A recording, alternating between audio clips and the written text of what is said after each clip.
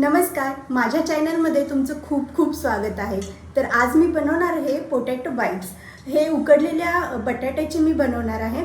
तर संध्याकाळ झाली की मुलांना काही ना काही खायला हवं असतं, तर त्यासाठी आपण बनवूया। खूप ही इझी रेसिपी आहे।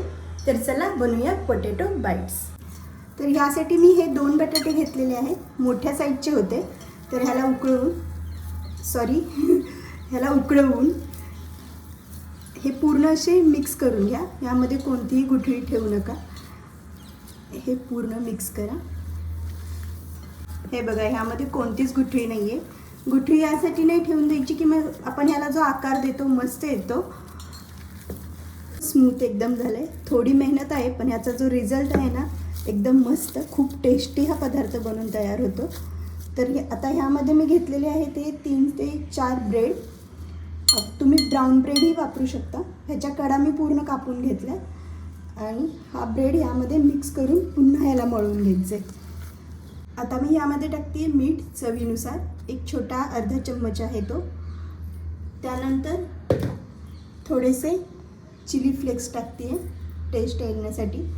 हवं असेल तर थोडंसं लाल तिखट टाका, खूप जास्त नका टाकू। तर एकदम थोडंसं मी लाल तिखट पण टाकते। त्याचबरोबर मी यामध्ये टाकला आहे थोडासा ऑरिगॅनो।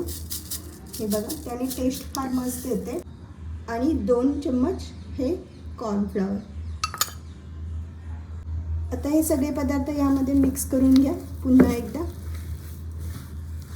आता एक छोटी पळी थोडंसं यामध्ये तेल टाकून हे असं मिक्स करून ह्याचा गोळा तयार करून घ्या। तर थोडंसं कॉर्नफ्लॉवर आहे मी यामध्ये टाकलं आणि यामध्ये एक असा छोटासा गोळा घ्यायचा आणि आता आपल्याला ह्याचा आकार द्यायचा। तर खूप सिंपल आहे, तुम्ही हे असं याचा रोल करत जावा।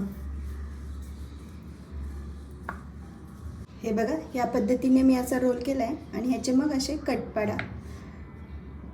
हे बघा, असे मी ह्याचे 1-1 इंचचे तुकडे करून घेतले आणि आता चम्मच घेऊन फक्त ह्याला असं थोडंसं पुश करून घ्या।